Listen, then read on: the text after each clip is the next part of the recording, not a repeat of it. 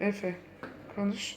Hoppa. Vay kocaman bir balon oldu. Ya Şişiyor yanma. bak. Bak kendiliğinden şişiyor, fark ettin mi? Aa! Vay hiç ellemeyin bakalım ne kadar şişecek. Sana bir Buradan elleme. geliyor, Sana buradan. bir elleme. Buradan geliyor. Evet oradaki hava o tarafa geçti gördün mü? Şimdi onu anladık ben de.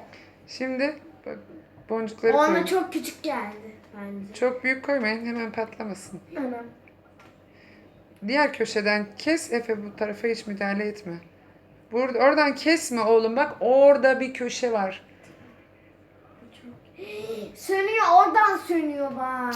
Çünkü patlattı Efe. Şurası patladı. Ben dokunmadım, Sara patladı. Hayır. Tamam bunu paylaşabilirsiniz.